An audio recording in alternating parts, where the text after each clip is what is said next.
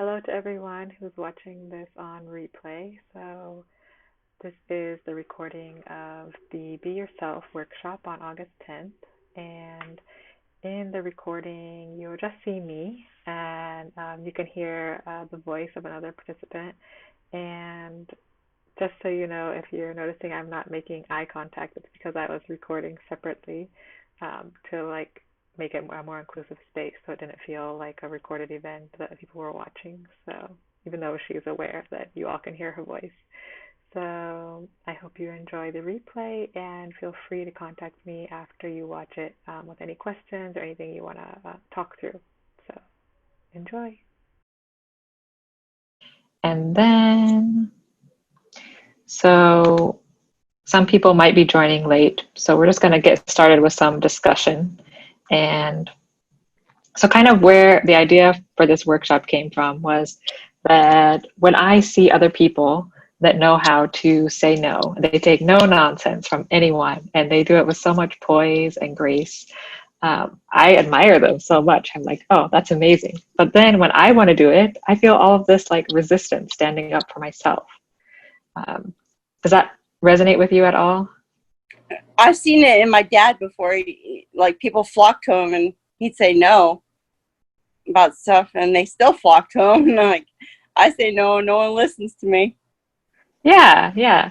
So that's exactly the type of issue I was having. I guess it's been about 2 years. I went back in my like writing and stuff to see when I really was struggling with this and when I really started taking steps to let it go.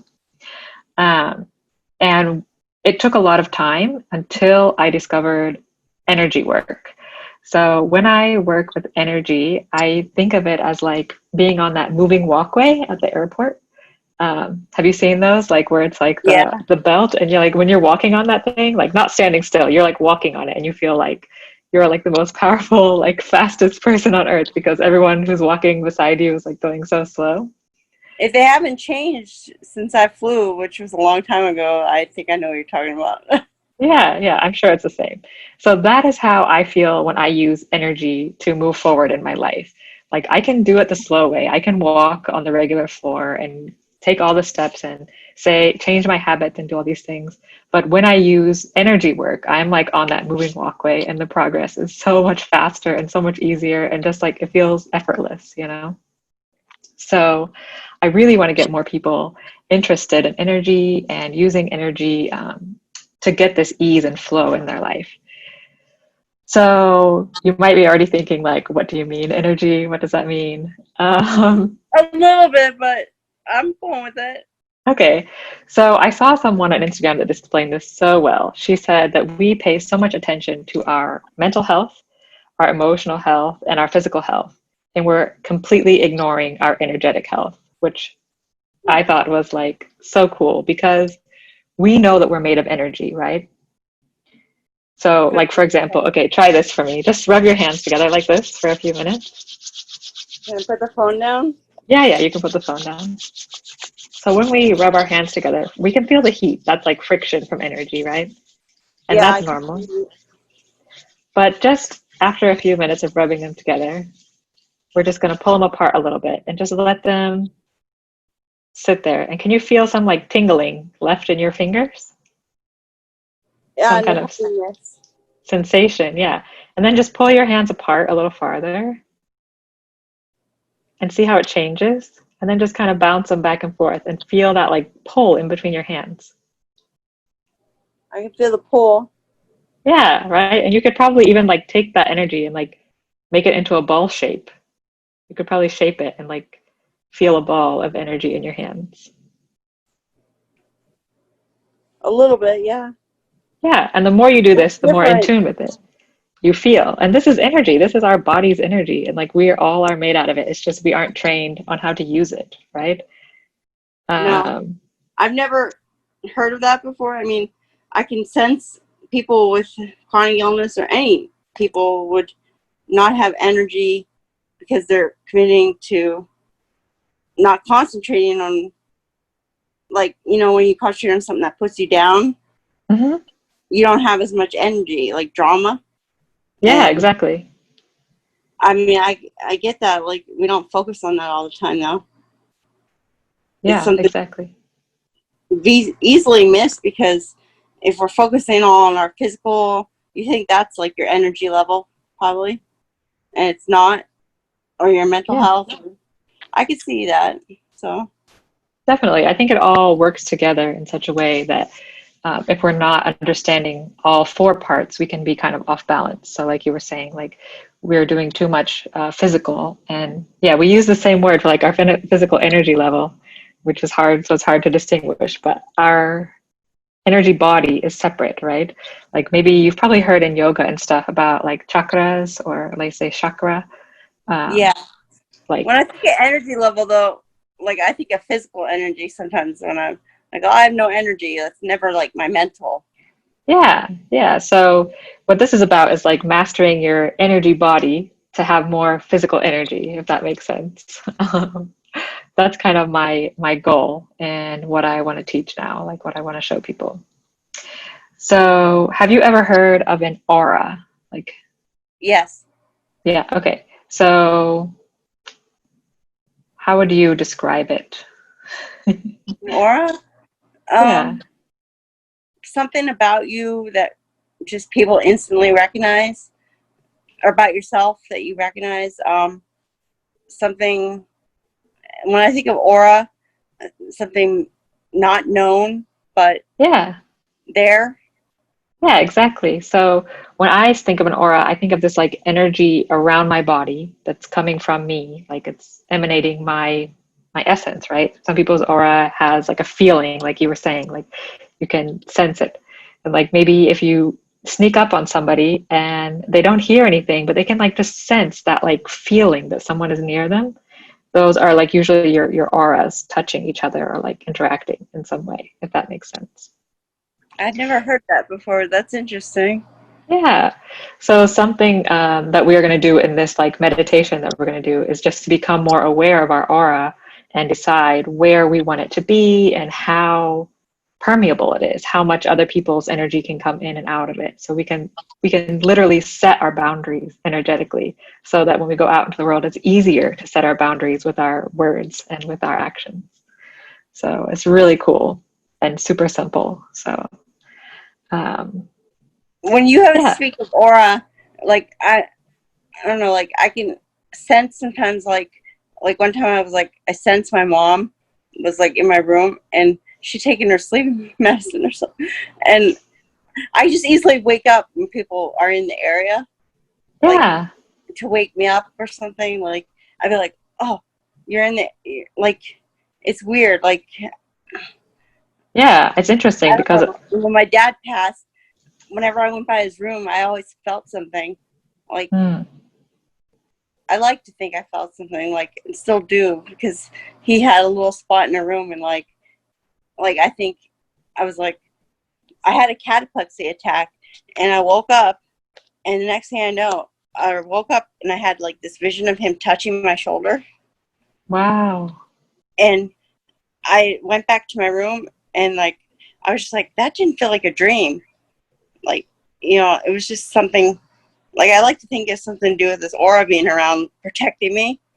Yeah, that's beautiful. I know it has Definitely. nothing to do with that, but No, it has everything to do with it. I think it's the same. Like our energy body, I think is similar to like the soul, or it's hard to differentiate between them. So if you believe that after your body dies, this part of you is still alive, then it's possible that you could still interact with it after the physical body is gone, right?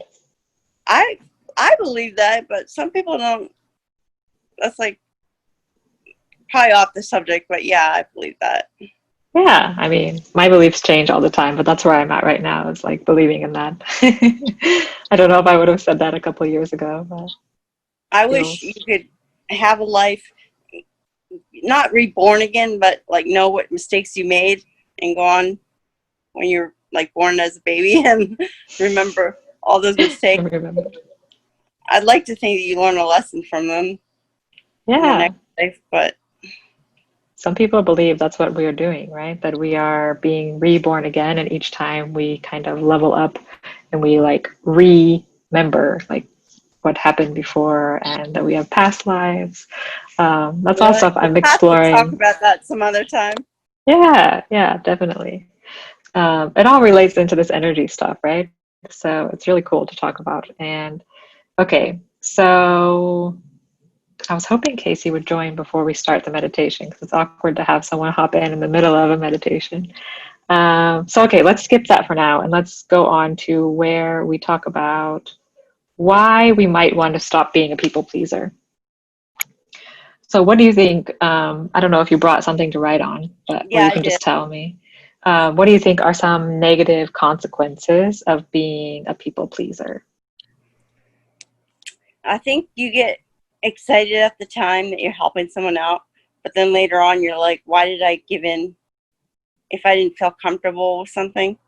Like, Yeah, you definitely. definitely, at least, like, I was relating it to, like, my neighbor's dad is in the hospital, and he's like, I can't go by without him. I feel bad. And I'm like, oh, well, you need to borrow some money or something, like, and then I'm like, why did I say that? Because once you start something, you can't. It's like anytime you're a people pleaser, you please someone one time, and then they want something again from you. Yeah, yeah, and I you find yourself Even in your like a workload. cycle. Yeah, you find yourself in a cycle, and you can't make up for it. Like Mm, at the time, it's like good to help out, and you feel good about helping the person, but then you dig yourself in a deeper hole. absolutely, yeah. So, so why would we want to stop doing that? What would that give us if we are able to stop people pleasing? Hmm. Are you asking me, or are you gonna tell me? Either one, that's okay. um. So I don't want to put you on the spot. I was No, expecting no. more If I people had to. to say, it just be.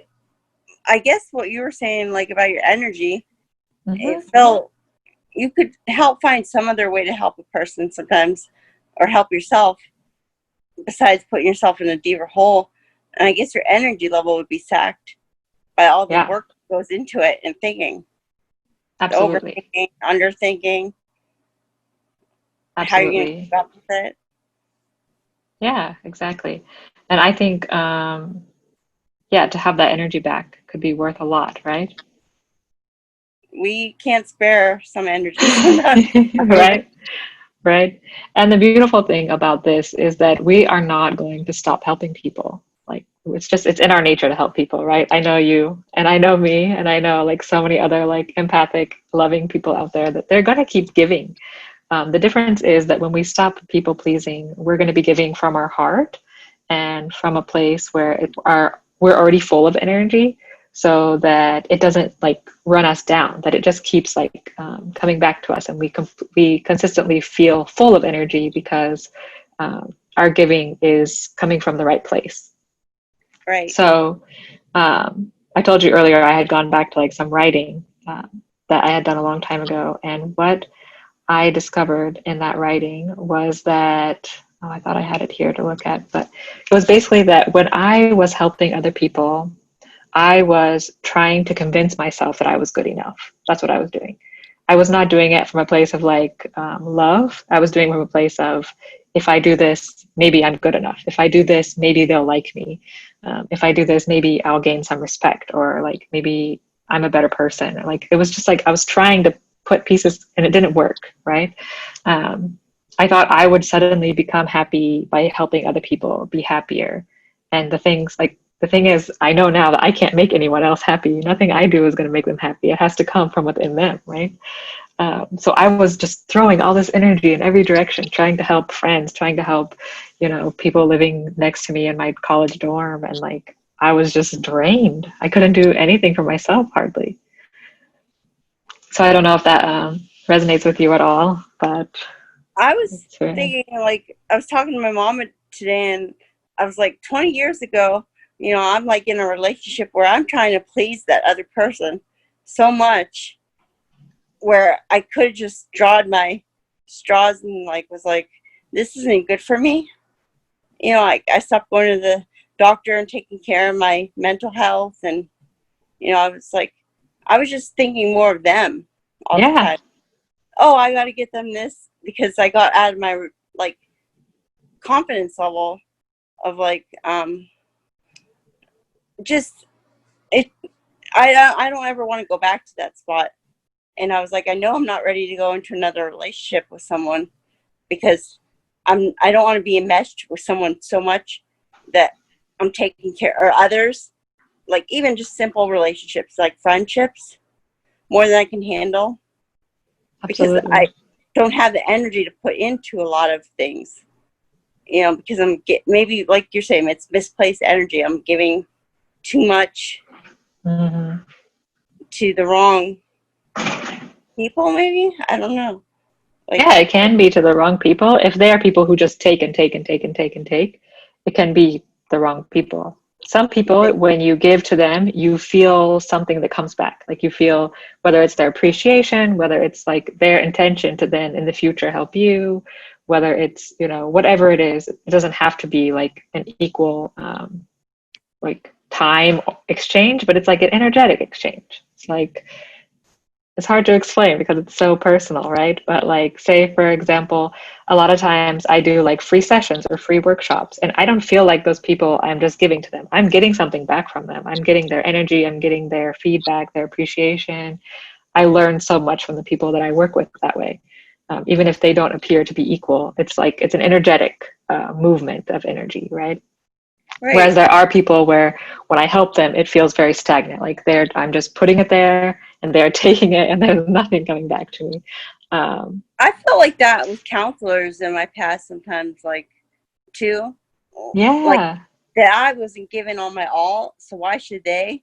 Or if they were giving all their all and I was just kind of going through the motions, and, that's a until great example. I cared about more myself, I wasn't willing to put in the work. So why, Yeah. And I that's don't why it's important to like shop around for someone that you can be yourself with because it's not just a waste of your time, it's a waste of their time too. If you're not feeling that energetic connection, right? Then it's just no I one's look time is forward to benefiting. talking to the person I talk to now, because she, like, she even took it more easy on me when my dad passed, and she could tell I wasn't like myself. And when I went off my antidepressants, I wasn't myself and stuff. And then, like, Yeah. read the book about narcolepsy, and I never had anyone do that. And Yeah, she that's wanted great. to See? understand me. Yeah. And I So was just like, that effort to understand is like an energetic exchange, right? Just that. right. And sometimes listening, or sometimes, it can be anything. It doesn't have to That's be. how I think of, like, Alcoholics Anonymous, like, or people with past problems. Like, their sobriety is based on who they help. That's like the Mm. energy they're getting out of that habit. Does that make sense? Like, Yeah. not They create the habit a they had energy that was cycle. putting them there, but the cycle of helping people is like they're feeding on that energy for themselves and to help those people. I, Yeah. I don't know. Otherwise, I don't know how they would do that. Like, want Yeah, to that's a help good point. people and have that. I just always thought that, like, I don't know why. Yeah, I think it's the same for It's anyone. just, Like, we grow up with this passion to help people, a lot of us, right? Like, I dreamed of being a doctor or a surgeon and like physically helping people, and that didn't happen. But now I try to emotionally help people because it fills me up, right? It feels good to me. I feel like after these sessions, I feel so like, yes, energetic, like this is what I'm supposed to be doing.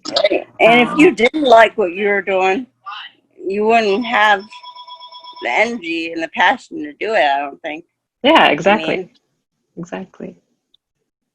Yeah, that's why it's so and important to like figure out what our passion is and do that. Like I tell that to people with narcolepsy all the time that are working jobs they hate. That if they just found something to do with their time that energized them, I mean, of course, it's not going to cure it, but like, it's that 5%, and then another 5%, and then, you know, even you finding hobbies that you love, like I know that when you work out, you feel that 5% better. I know that when you like do things that you really care about, you feel that like jolt of energy. I just think maybe this is something like with what you're talking about that's just missing Mm. sometimes. Like, like, I work out, I like it, Hmm. and then I don't have something like always said I didn't have much of a real purpose, besides I like when I help people though. Yeah. But Yeah. there's something I've seen it in you before, like when you've just spoken to somebody on Instagram or Facebook and like you've helped inspire them or pick them up when they were really down. And then you get really excited and you tell me about it, like, oh, I just talked to this person. They need help with this. Maybe you can help them. And I see that spark in you. Like, I think that maybe it's a short, like, maybe the energy is short lived. For me, it is as well. Like maybe for an hour after this, I feel this like, this is so awesome. I love what I do. And then, of course, like life gets in the way again. But the thing is to just right. keep doing it and keep feeling those. So you keep going up and up and up and you spiral up instead of spiraling down, right? Um, I would hope that there's some. I mean, it's short lived, like you said, but if it yeah, happens, but you keep doing it, right? I Because it keep feels doing it. good, because it's Like from your heart. And I've always had a big heart. Like I just yeah. And when now I I've see grown to that, think that my big heart is the one that's weighing me down at times because I mm, don't know how to say no, like you were saying, like okay, to we're going to get to anyone. it.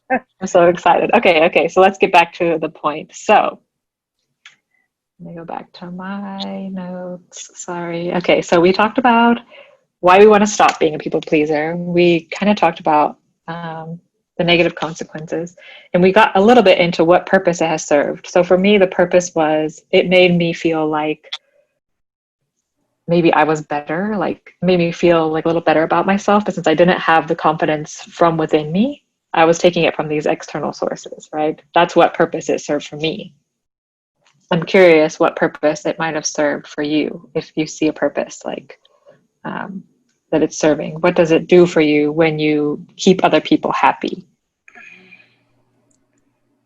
even I if it's at guess your own expense? I guess probably trying to keep someone else happy. It's short, like you were saying, like your energy level is short lived. But if you keep sparking that and sparking that, like then your energy is like fulfilled. But it's in the wrong place. Like I've learned that, but with what consequences, I mean, not Mm, all the way. Like I'm still like, oh, what should I do with my time and my energy? And then I get down because I'm always helping other people. And then I think that helps myself, but it doesn't. mm-hmm. So, what is that like when you want to say no to something, but you say yes anyway? Oh, What God. purpose does that serve for you? It's like pulling teeth. I mean, I can't get over it. I'm like in my own mind, in my head, too much. Mm, Like, why did I do that? It felt good at the time. Why did I do that? I'm still not sure why I keep doing it. It's like yeah. it's like something like I was telling my counselor once, like I never do anything that's really good for me, but I know how to do all the bad things for me. Like Mm, like make a list of all the good things I was telling you once before, but I couldn't. I made a list of all the bad things that happened to me, but my list for short, like, was my list for positive things was really short, mm-hmm. and it's probably because I'm not focusing that energy in the right spots. Yeah. Like, It's possible also, Jill, that we learn these habits when we're super young. Like it gets planted in our brain when we're like probably under 7 years old, that this is something that I believe in, right? So these are beliefs we created before we were 7 years old.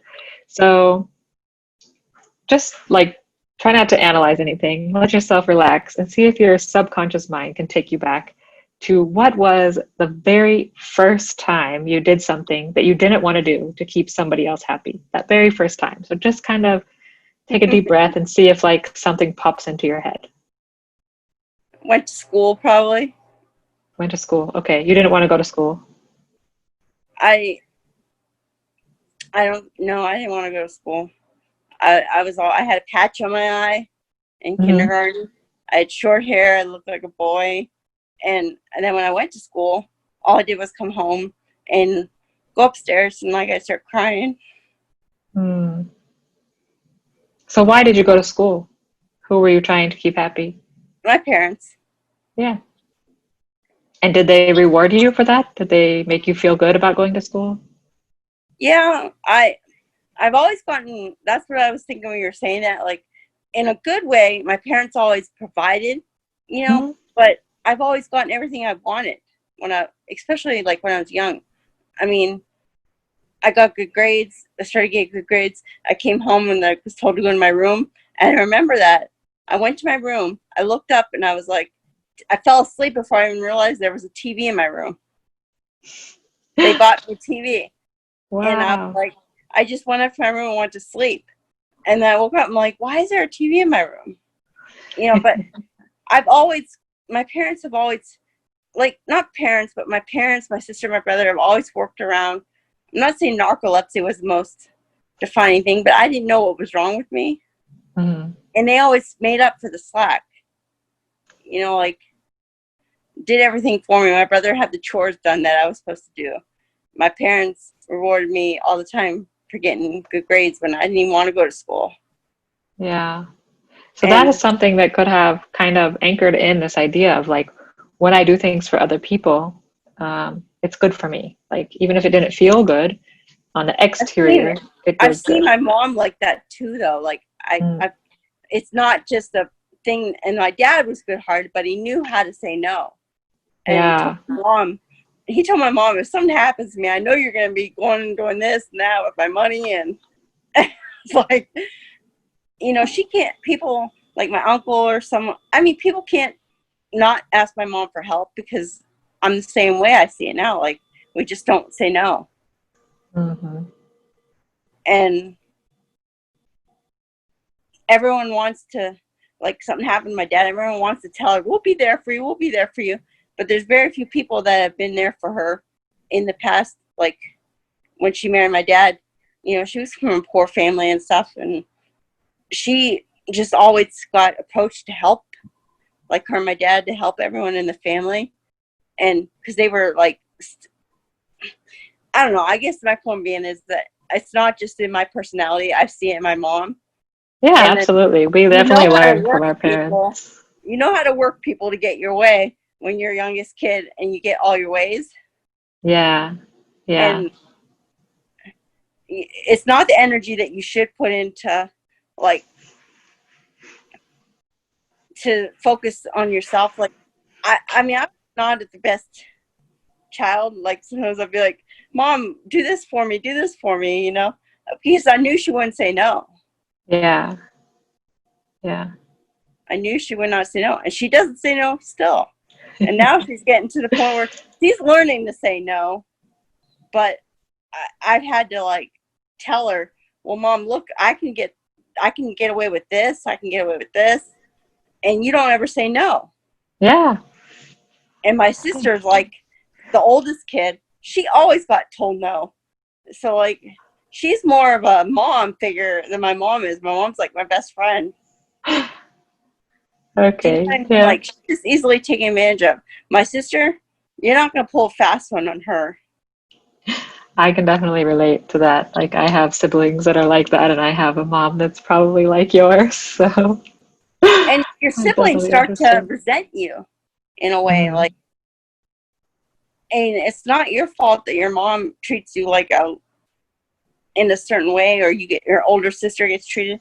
Like, I'm always like, Mom, which is off this subject, but I'm just saying, I've noticed that she does not say no. So what I pick up is that I'm like that too, and think that's how I'm going to get someone to help someone. Or Yeah, definitely. We definitely learn from our parents. And I'm not saying, I mean, I'm happy. I was a happy kid, but yeah, but some just seeing it stuff now, I've been through. Yeah. And people are like, well, you come from a good home, and how, well, like, and half of my life has been spent by pleasing other people. Yeah. All right, so let's try to do something about that. Okay. Um, no, you're great. Thank you so much for sharing so much. I appreciate it. And it really brings up in you, it brings up the emotions for why this is so important. And that is like really powerful for what we're about to do. So that's really good actually. So I'm just really glad that like we have this time and space to do it together. Okay, so imagine that little girl, little Jill, was going to school and she didn't want to go to school. She didn't like her patch over her eye. She didn't like her haircut. Um, what did she need in that moment? What do you think would have felt good for that younger version of you? And you don't have to say it out loud. You can just imagine it in your head. It's totally up to you. Or you can tell me. Maybe it's something she needed to hear. Maybe she just needed a hug. Maybe she needed a day out, like just mom and her. I don't know what it was. But just I take a always had moment. stability with my parents. I guess I just didn't like going to school because I had a hard time being friends with a lot of people, Hmm. and even just a couple people. Like, I never realized how much energy I was trying to put into something like that I didn't have the energy for. And So do you so, think you'd have some like, advice for her now?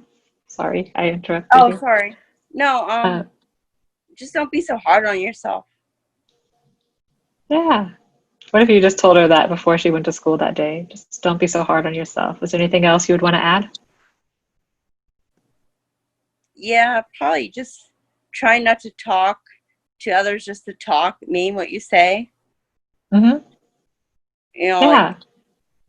I got in that trouble today when I tried talking to someone. They're telling me about their dad being sick, and I was so caught up in what I was going to say next because I got nervous that I missed how sick his dad was. And he's like, "I Oh, just told you what was wrong with my dad," and I'm like, "I know," and like it's embarrassing to say, but like I get caught up with my emotions and then ignore what the person has to say because I'm ready to respond and help them, try to help them, but by talking about myself, I don't know what I mean, but I totally know what you mean. Like it's hard to practice like actively listening and not adding our own story when people just need someone to listen. right. I Project always Sleep have that actually dream posted where I about that don't want to today. talk. What? Oh, Sorry. sorry.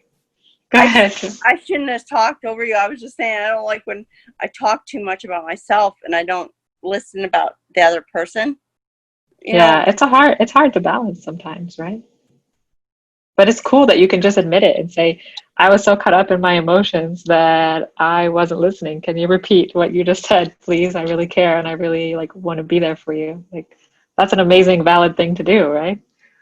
I caught myself. I mean, I notice the behaviors that I need to work on a lot of times.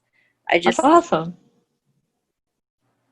Probably due to my counseling with my and talking to like you before about stuff and just opening up because a lot of stuff can't be figured out without talking about it, you know? Yeah, But a lot of exactly. times we don't have the energy to talk about stuff that matters to us. Absolutely. A lot of times we don't have the people that want to talk about stuff that matters. We just talk about like surface stuff, right? Like that's life. That's why I love these Zoom meetings. We talk about like the good stuff, the stuff that like is deep down, right? Yeah, because you can go through the motions, but I mean, that's what I'm saying about the counseling that I've had in the past. Like, a lot of times I was just going through the motions and Yeah. I drive 45 minutes. I'd be tired out. I didn't feel like talking. It's like, tell them what they want to hear. Tell them what they, I mean, I basically, definitely relate. and now the wonderful thing is I can go on Zoom or I've learned that I'm not going to get anything out of it if I have to drive 45 minutes or 25 minutes to counseling Yeah. or somewhere else, like, so like I, I'm recognizing the signs, but we only have so much energy to put in this stuff. And when you go through the motions, I'd rather just dig her deep at one time than. Yeah, I'm totally with you. All right. So let's do that digging deep right now. So right Okay. now, I'm just going to have you close your eyes and go back to that younger Jill and that moment we talked about and just visualize saying exactly what you wanted to say to her, giving her exactly the advice she needed to hear until she feels so confident to walk out that door and go to school. So take your time. I'm having a hard time visualizing that because it's positive. I It's okay. Be guess it's patient with something yourself. I need to work on because, okay. Yeah. Maybe you need to give her a hug or anything like that. I took her patch off her eye. Okay.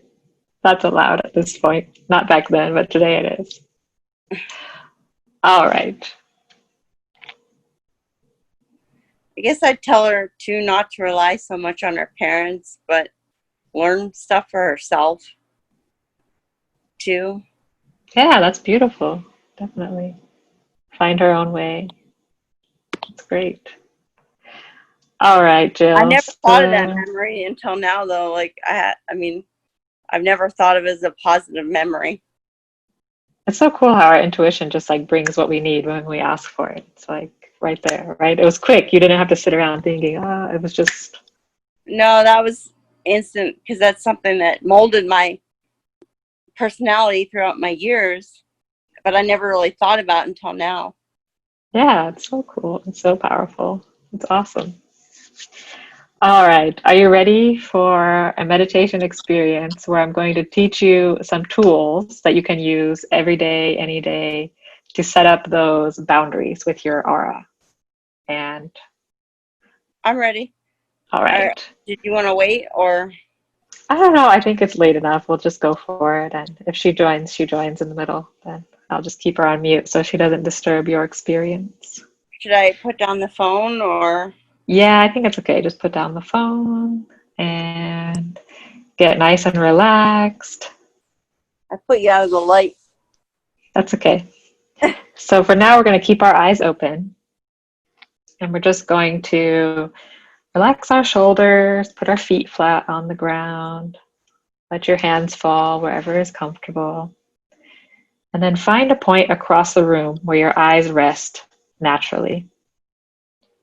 Just kind of stare at that point and keep your consciousness, your presence right in the middle of your head. So stay present. And then as you exhale, you just let your eyes close with your focus still right there in your head. And then you're going to notice your grounding, connecting you deep into the earth. Take a moment to visualize a tree trunk coming down from your spine, and its roots are grounding deep into the earth. Allow the roots to go deeper and deeper through the crust, through the mantle, all the way down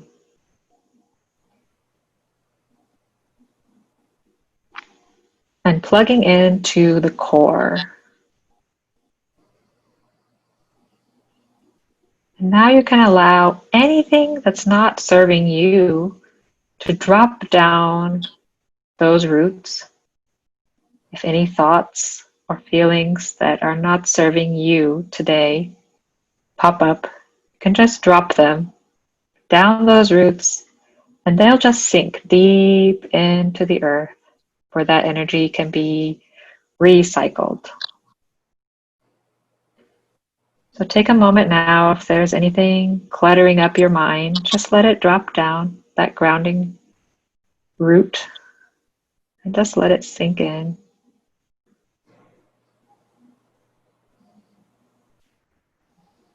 And when you're feeling a little more space in the center of your head,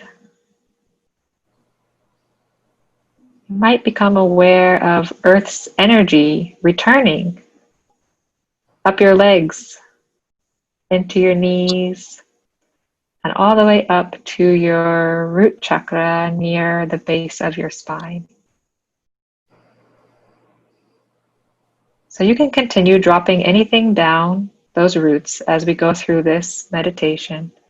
Any thoughts or feelings that aren't serving you can just be dropped down there where they will go into the center of the earth.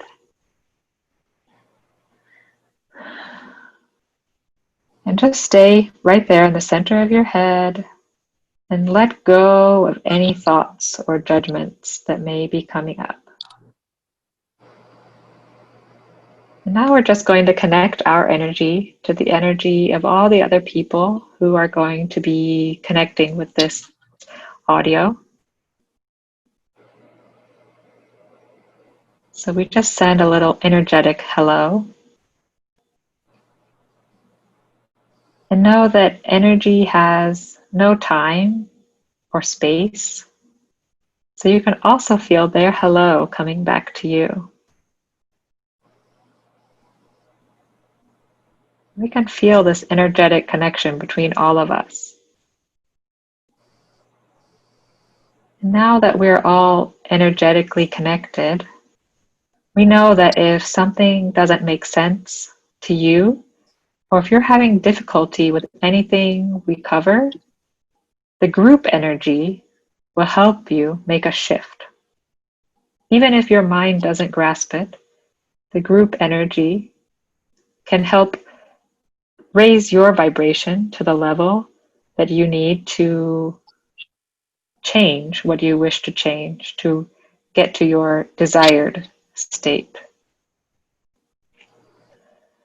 This is something really cool about connecting our energy. It allows us all to learn and to grow and to help boost each other's energy level in a way we don't get when we just work alone. So now just visualize bringing that energy back into yourself. It's gone and said its hellos to everyone around the world who might watch this. Bring that energy back into yourself and know that you are surrounded by this supportive group of energetic beings. And now, without changing it, just notice where your aura is right now. Remember, your aura is that vibration that surrounds our body. So you can just imagine, if it were visible to you, what would it look like? And allow your subconscious mind to show you. Just be curious about it. Is it large, like the size of your house? Or is it small, just a few inches from your skin? Is it very well defined or gradual?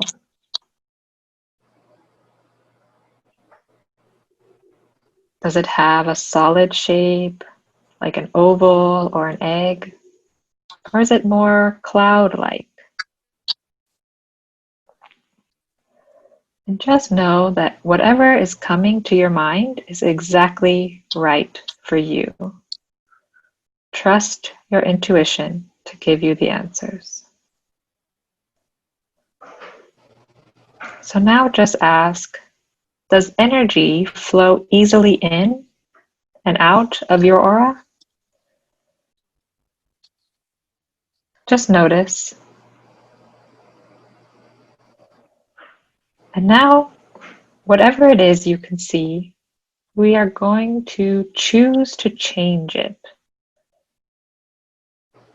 So take a moment and just adjust your aura to an arm's length from your body on all sides.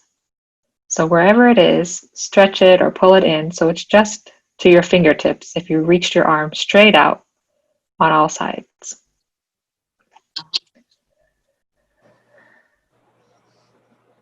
Be relaxed and stay centered in the middle of your aura.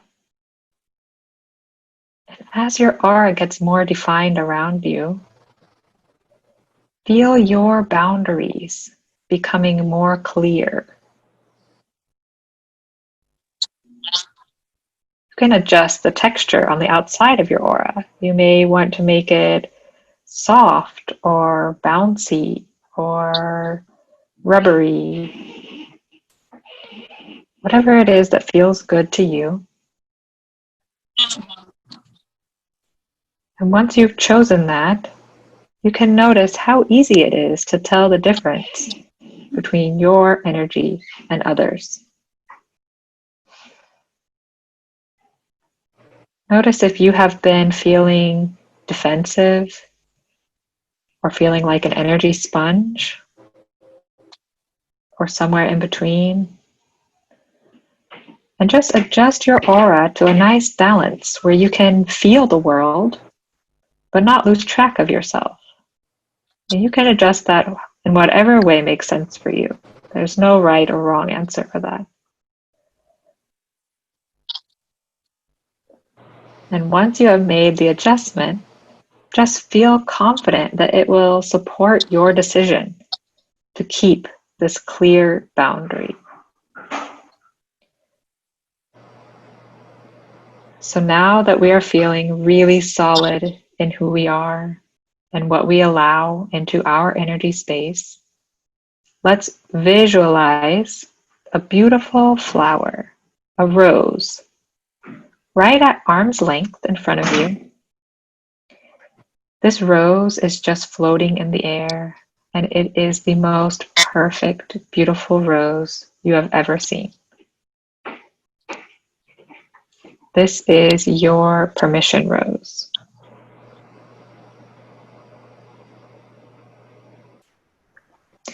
Allow the rose to vibrate at permission and seniority.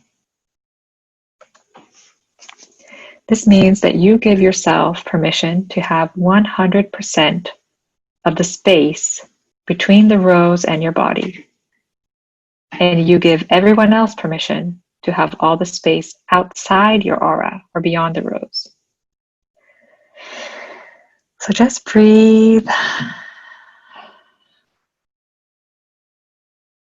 And just notice any energy in your aura which doesn't feel good to you. Did you forget that you have a choice? Where did you give away your seniority? Smile and remember that you have a choice. You can gently say, I declare that I have seniority in my space. You can feel your aura vibrating at seniority. And forgive anyone else involved in this energy and take complete responsibility for your space. Keep breathing. Give that undesired energy permission to exist outside your aura. Let it release, either out into cosmic energy or down into that grounding cord, that grounding root that we planted before.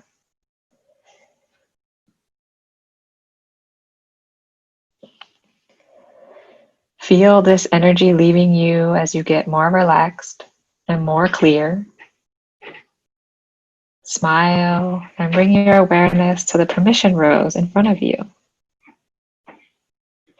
Let it be flexible and spring-loaded, adjusting automatically halfway between you and anyone close to you. So you feel your clear aura boundary all around you.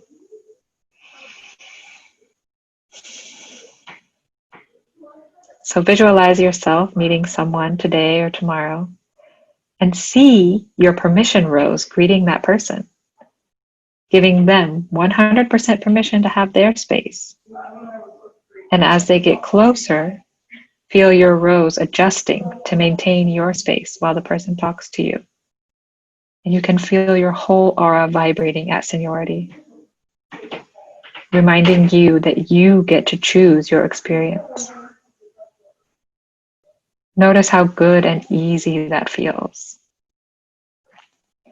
And as the other person leaves, feel your permission rose adjust back to arm's length from your body.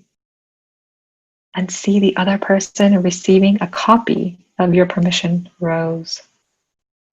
Allow them to carry this permission out into the world, knowing that any time you interact with this person, this rose will act as a boundary between you and them, letting you decide where their energy can enter into your field and where it cannot.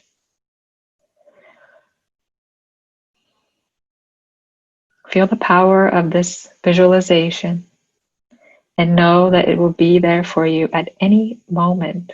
At any moment in time in your day-to-day life, you can picture this rose and you will have this ability to adjust your aura and decide what can come in and what will stay outside. You can start to bring your awareness back to present time. Remember your grounding and feel yourself powerfully present in your body right now. And feel that seniority in your aura.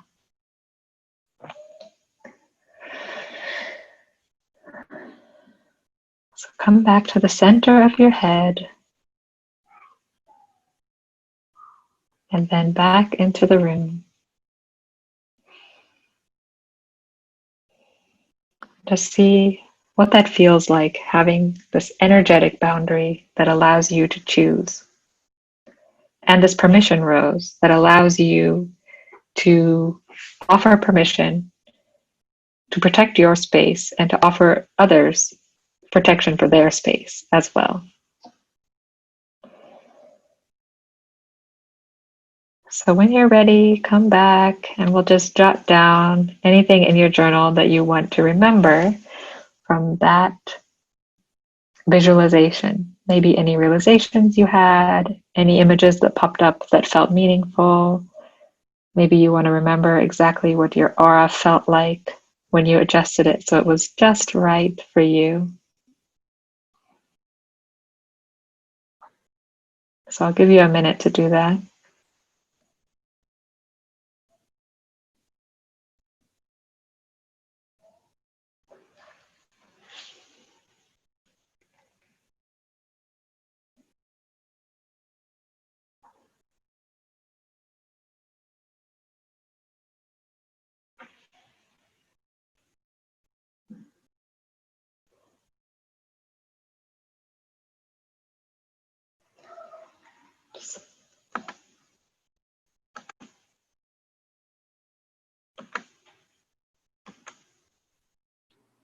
There you go. Sorry, Jill, I muted you because I kept hearing my voice coming back at me. Oh, that's all right. I didn't know if you were still doing it. I wrote down some stuff, but I didn't know if that's what you wanted me to do. Yeah, perfect. Awesome. So what did you think of that visualization? I struggled at first to get comfortable because, like, I was focusing more on like the pain of like my knees were sore because I was in like one spot and then I was stretching out. And then finally, I got to a point where I was able to visualize what you said, Mm-hmm. and I saw like when you said oval, I'd already had a picture of an oval, like color, and it was like a color more than a feeling. I don't know if that's wrong. No, there's nothing wrong with that. Can I ask what color you saw? It was like an orange, like this Okay. type. I don't know if that's what I was looking at. It's like an orange to a Okay. pink, like a fire orange, but Cool. it got smaller as, and I kept seeing it when you kept saying picture the rose. You know, like I was seeing the aura like off, and then I was like focusing back on the rose. And every time I focused back on the rose, I had it tighten around my hand already. Like I couldn't give it space, Mm. like in front of me. And Mm.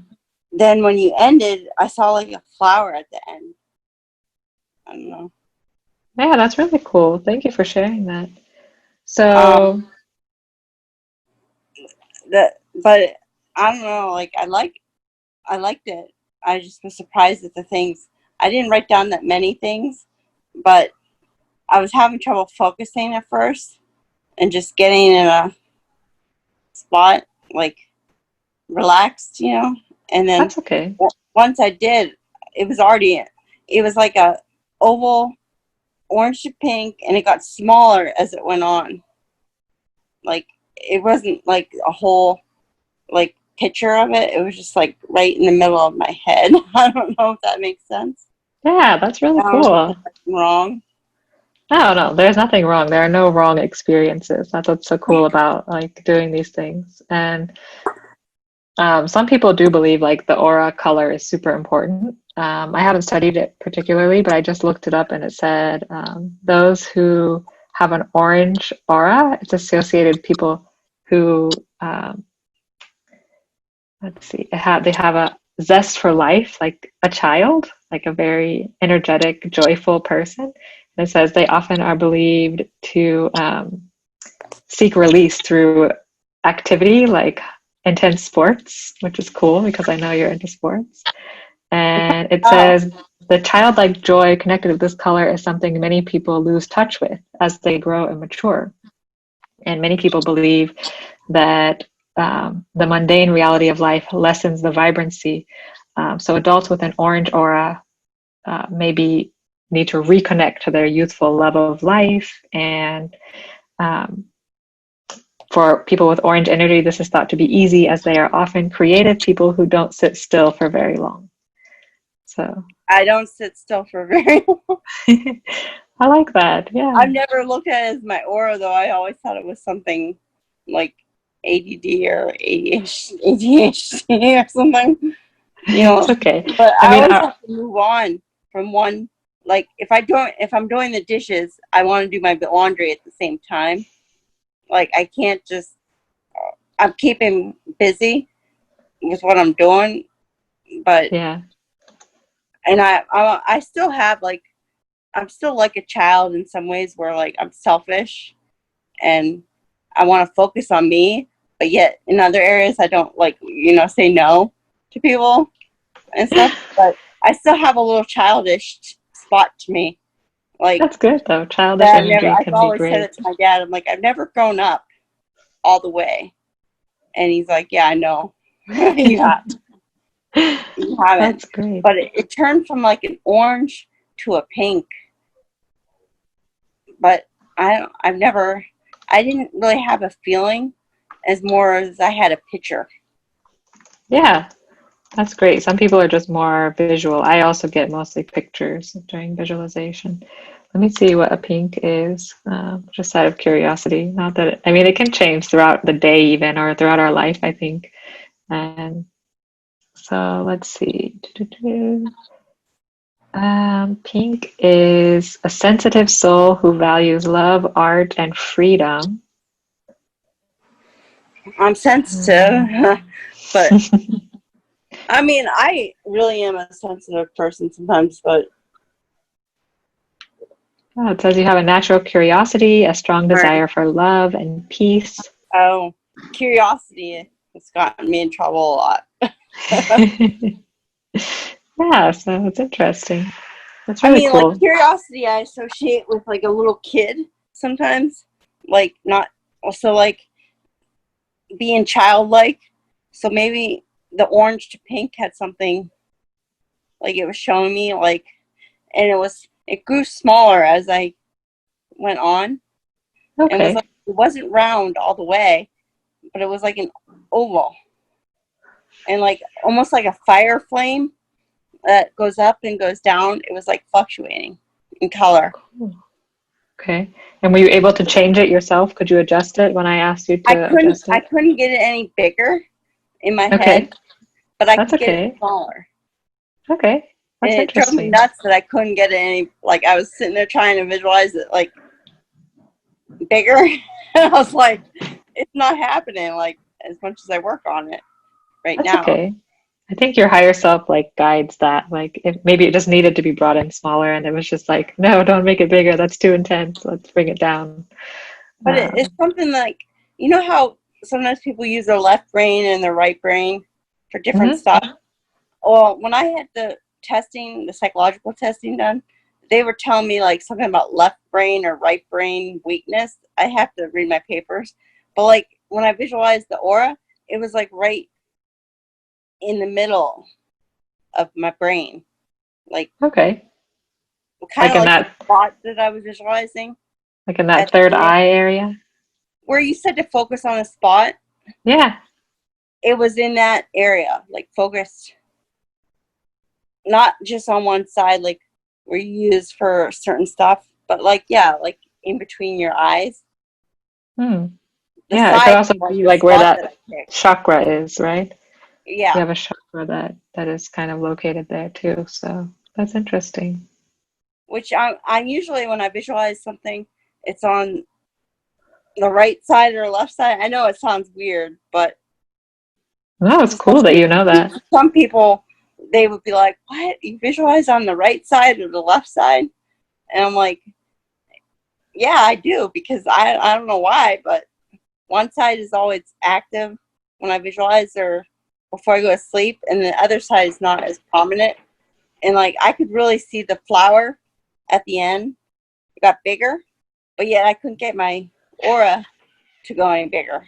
But I saw Huh. flower at the end for That's some reason. cool though. Like, I mean, you can play with this as much as you want, right? Like it was it's a in your flower just like erupting like this. It was like going, wow. like how it blooms. Yeah, that's But it great. wasn't the rose that you said, but I saw flower too at the end. I don't know.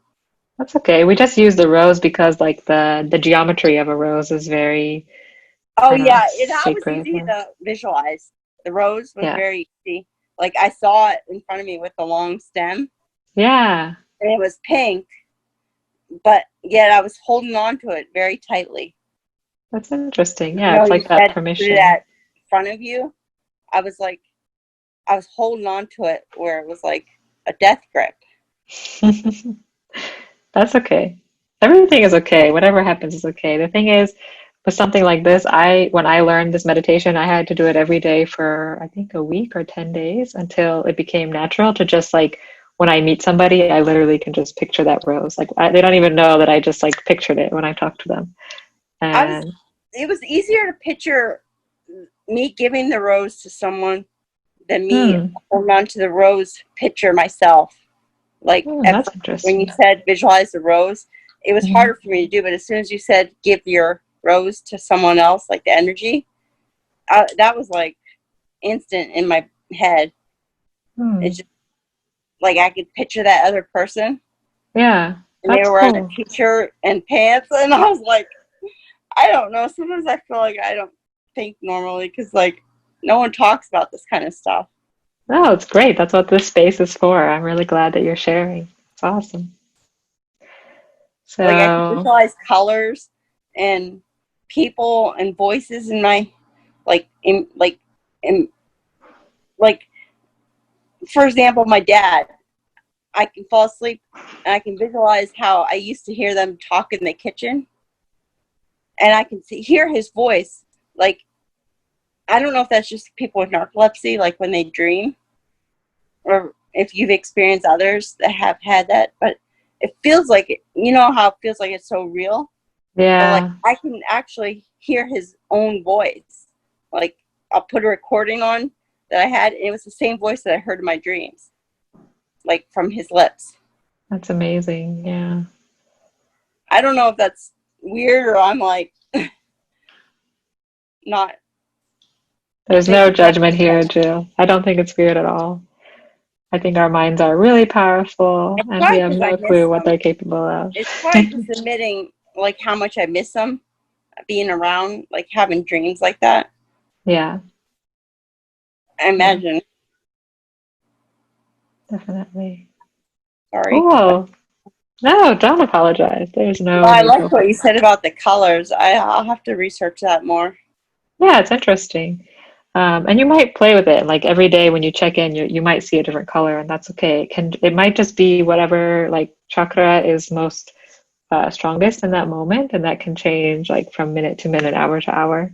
But you may find that yours is consistent. I don't know. Mine is not consistent. It changes all the time. So, um, but okay, so I want to get to the last part of this workshop where we are going to figure out how this is going to carry forward into our life. So we've gone back to that point in our past where we saw what people pleasing, how it served us, right? We went back to that moment and we kind of gave ourselves what we really needed, which wasn't people pleasing. It was kind of some love and care, most likely. So how is that going to carry out in the future? What can we do differently to stop people pleasing and really set our boundaries up strong. So one thing we've done this meditation. You can do this meditation as much as you want. Like I said, I recommend repeating it a few times until it's like instant and you can just like meet somebody and you can just set up that rose and you can adjust your aura without sitting down for 15 minutes to meditate. It's just like it just becomes a tool you do the same way you might like adjust your hair before you go out of the house or something, it's just automatic, right? Automatic, yeah. Yeah, so just practice it until it becomes automatic. That's my suggestion to you on an energetic level because it will make all these more practical things we talk about so much easier and more natural. So the first thing I recommend is just recognizing that you have a choice. When somebody asks you something, instead of immediately saying yes, take a moment and just recognize that you do have a choice. Okay? And then you have to set your priorities because we don't want to say no to everything, right? We have to know when we want to say no and when we want to say yes. So something that's helped me personally is just asking myself, like, what kind of impact is this going to have? Is it going to improve my life? Is it going to make a bigger impact than this, whatever time commitment this person is asking for? And is the amount of energy I'm going to spend on it bigger than the amount of energy I have to spend? Or like I'm thinking of spoon theory. I'm not sure if everyone knows spoon theory, like how many spoons I have left versus how many spoons it's going to cost me, right? I've heard that before. Yeah, I've seen it on. Yeah. So like the idea is we have so many spoons we can spend each day, especially those of us with like chronic illnesses. We may some days have less spoons than others. Like sometimes we might have 3 spoons and sometimes we might have 30, but we have to kind of measure what we're going to have energy for later, or what we're going to have spoons for later. So setting your priorities and knowing, okay, this person wants an hour and a half of my time, but it's actually going to cost me like 50 spoons and I only have 10. Like that's not working. Or it's going to cost me an hour and a half of my time, but it's only going to take 1 spoon because I love doing that and it'll be so easy and it'll charge me up and it'll be great. So it's not always just about the time commitment, right? Sometimes it's more the energy commitment. Sometimes I think it's like, when you said that, I was like thinking, I was talking to my friend before earlier, and something happened to her, and I was just like, she's like, I bet you had your drama for the day. And then I told my mom about it, and I was like, if she only knew, I mean, I don't want to say it on thing, but just the drama and that she was admitting, or when she was going through, was nothing compared to what I used to put myself through myself. Like, yeah. It's easy to listen to others now because I can reflect on what I've went through in the past. And I was like, I don't want to tell everyone everything about my whole past when you meet them, like that's like another drawback of your energy level is putting too much and letting everyone know everything about you. But I guess what I'm just saying is that too much concentration and too much drama from the past, I've learned, and that's what I would do now, is think, what would I want to do to keep myself from saying no that makes me feel bad? And look at my past and how now I'm reflecting on it 20 years later. Do I want to do the same thing 20 years from now? Yeah. So you want to stop that cycle of not knowing how to say no? Is that Yes. what do you mean? Yes. Yeah. So that leads into the next one very clearly. It's you need to communicate what you will and will not tolerate, which means you have to know what you will and will not tolerate, right? So you have to decide for yourself, like, I'm not tolerating this and I'm not tolerating that. And those are things like, I guess we don't have a whole lot of time left. I want to wrap up in 15 minutes, but I would recommend like write those down, like decide them for yourself, and I will check in with you in like 24 hours and say, hey, did you decide what you're not tolerating anymore? So for me, a lot of that was, I'm not tolerating people who come to me, they dump all their problems on me and then walk away and like want me to fix them. I'm not tolerating that. And that can be anything from like sometimes it's computer problems. When this was from the article I wrote way back when, but like my people on my floor in college knew that I was good with computers, so they would just like bring their computer to me and be like, "Can you fix this? Can you find this thing I did?" And it's like I didn't know how to say no, even if I had my own projects that needed to be finished. And when I finished with their project, I needed a nap. So mine got pushed to the side, and maybe I didn't make a deadline, or, it doesn't have to be like crazy big things. I was just like, helping people out on a physical level. Um, so you have to really decide what you won't tolerate. And then when you speak to someone, communicate that. And you can you know, say the words to them with conviction, like, I'm not doing that. Or,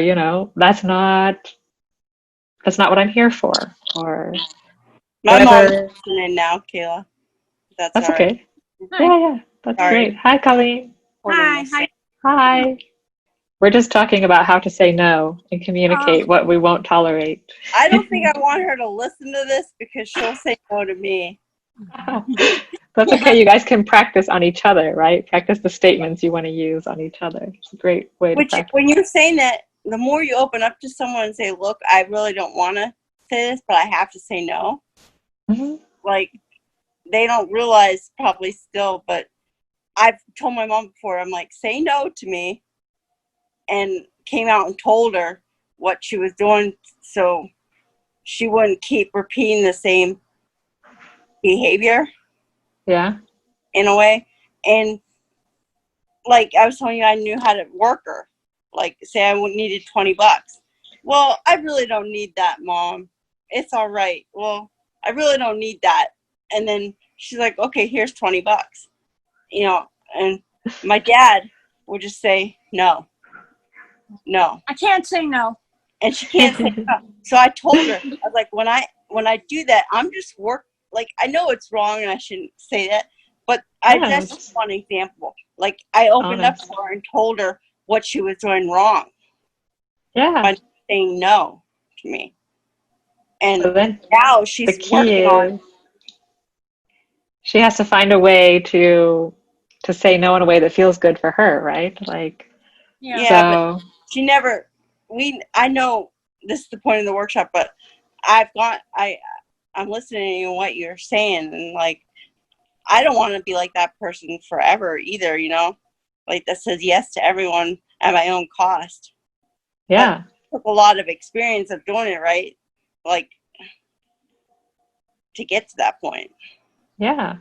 So the next thing that I would say might be good for both of you is to use empathy when you say no. So you might say, Jill, I know you really feel like you need that $20, and I really empathize with how you're feeling today, but I'm not giving it to you. It's strict and it's like still like heartfelt, right? Mm-hmm. Yeah, where the person feels bad and then they're like, why did I? It's not even just about money. I mean, that was just a quick example because right. It's a good world example. revolves around money, even though it shouldn't. And yeah. I think it's a really good example. And yeah, it can be anything. It can be time. Like, maybe someone asks you to, I don't know, mow their lawn, and you're like, I know the grass is really bothering you, but I don't have the energy to mow your lawn. Or actually, you don't have to give them an excuse. That's the other thing. That's the last thing, actually, is to not give an excuse like I don't have the energy, or I don't have the money, or I don't have the time. Excuse. So when we cut out the excuse, the other person has no rebuttal, right? So if I tell you I don't have time, you can easily say, okay, then next week. And then I might be like, oh yeah, okay, next week. Like, even though I still don't want to. So if I just don't give you any reason, you have no rebuttal to come back and try to push me to say yes, right? Leave yourself open. Leave yourself open for them to approach you again. Yeah, yeah. If you give an excuse, it's like an excuse. Just one. Oh, you're just telling Michaela? Yeah, I'm just talking to Kayla right now. Oh, okay. I didn't know. I thought you were doing your whole, She's class. not I didn't want to recording, but interrupt. this is on voice, so you're. Oh, okay. All right. Sorry, Yeah. you might want to cut that out. no, it's okay. What's that? It's real life. She's recording it. It's okay. Don't worry at all. Everyone who's going to Sorry. watch it or listen to it knows we are humans, so we don't have to hide anything because everyone knows we are all humans. It's cool. Okay. I didn't want to interrupt your session or whatever. So. No, you're not interrupting. It's good. It's great that you're both interested in the same type of personal growth and that you can help each other. I think it's awesome. Mhm. So, all right. So the last thing I have, because I want to finish up in the next 9 minutes, is just for you to jot down some Okay. statements that you plan to use for your own purpose when someone comes to you with something that you don't want to do. The pen is on the floor. Thanks. Sorry. Just, no, you're good. And we're just going to have these statements ready for the next time someone comes to us when we really want to set those boundaries and maybe we aren't prepared, but we're going to have these statements ready to go. Oh So, man, you're making me really write these statements down. yes. That's part of follow through because you go through workshops like this and then you don't do any action or prepare anything, and then you probably fall in the same behavior again.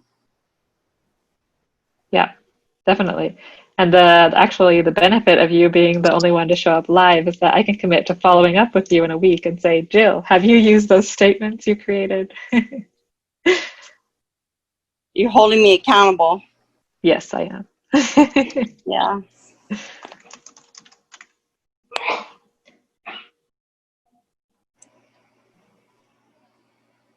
I'm ready. Sorry. You ready? Do you have some written down or? Oh no, I thought you were telling me them. No. These are your creation, Jill. It depends on your situation. It's going to be so personalized. I'm not going to put words in Okay. your mouth. How to say no to someone? Yeah, so just imagine a situation that happens frequently that you wish you could say no to. I don't know what that situation is. It can be anything. And then you are just going to decide what it would look like to say no to that. I'm trying to write something, but I never say no to anyone, so Okay, so give me a I'm thinking situation that you I wish you can't could say do no. it. And then I'm like, that sounds mean. And which is what I would pick over my head if this situation was happening where I said no. I would be like, I can't do it. It's not good for me. But they all sound without excuses, but they sound mean, don't they? So give me like an idea of what your scenario is. What's the situation? Well, I guess a lot of times especially with the guys that I've dated, I've always paid for everything. Mm-hmm. And now I can't even go, I wouldn't even be able to go on a date still because I would want to pay for everything. I'm used to just, that drains, like, I just think if I was in a relationship, I'd want them to pay for me to pay for my way. But I can't even say that. Like, I never say no to anyone. And it's not even just about money. It's like about my personal time, like you were saying with the computers. Like, if my sister was home and she wanted me to do work, I feel like I wouldn't want to be judged for having narcolepsy or something, and using that as an excuse. But I used to use that as an excuse even when I didn't have a sleep spell. I'd be like, well, I can get them to do that work for me. And Okay, so I can see the pattern there. That's like in the past you used it to your advantage, right? You used it right, yeah. to get away with something. But now you're trying to kind of make up for that maybe. Maybe you're trying to like overcompensate for something you did in the past. Exactly, yeah. Yeah? Yeah. So like in my time, if my mom wasn't here and my sister came over and she's like, you didn't do the dishes. I had my own place and I let the dishes pile up. I'd be like, oh, well, I have to get them done before my sister comes home to see me. Like compensating in the wrong areas. I think this sounds like there's something between you and your sister that you want to show your sister something. What would it be that you want to show your sister? I'm not lazy. Mm-hmm. Yeah. I think all of us want to show somebody in our life that And what would it be like to just like let that go and just let your sister see that you're human and like you do your best and Oh, well, my room is pretty much in that spot right now where she's like, and I was like, this house is just too big for us, but I still haven't, which is another thing I could talk about some other time, but like losing this house, like one of the biggest deals to me because I like the space and I like where it's at. And when something happened to one of my parents, they said my mom said, they'd sell it eventually. mm, And I just can't, like, it used to put me in tears when I thought about that.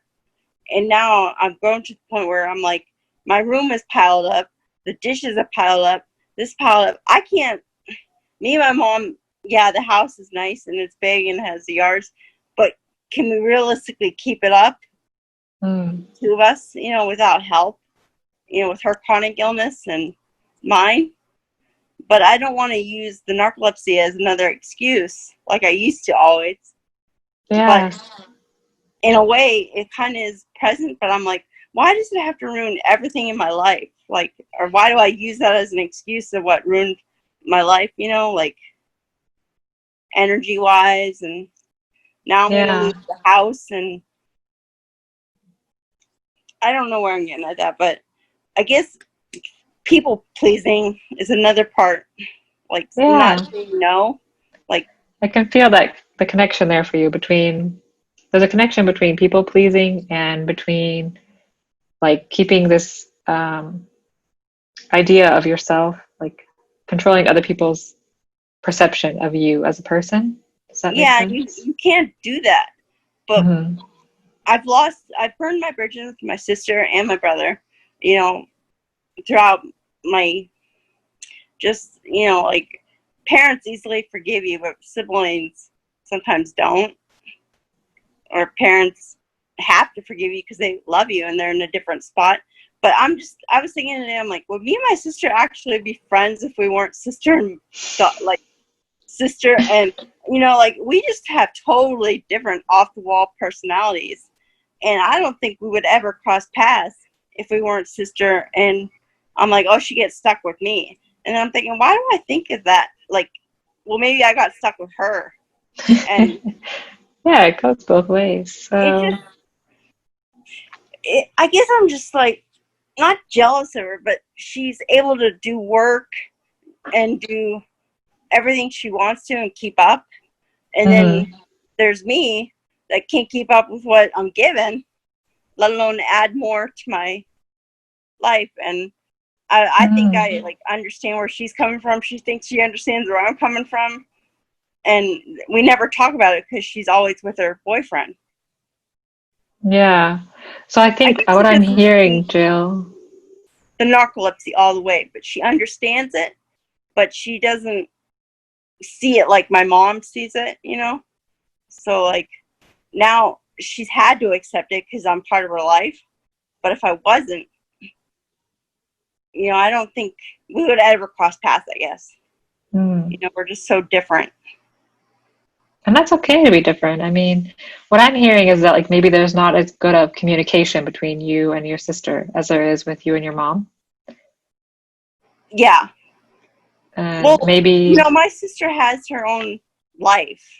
She yeah. can't concentrate on me, and I don't expect her to. And I was like, but it was an eye opener when she came home that I saw that in me, like, not like a spark, but like a little bit of driven to do the extra thing, like to do the dishes, to be there when she was doing the meal, to do this.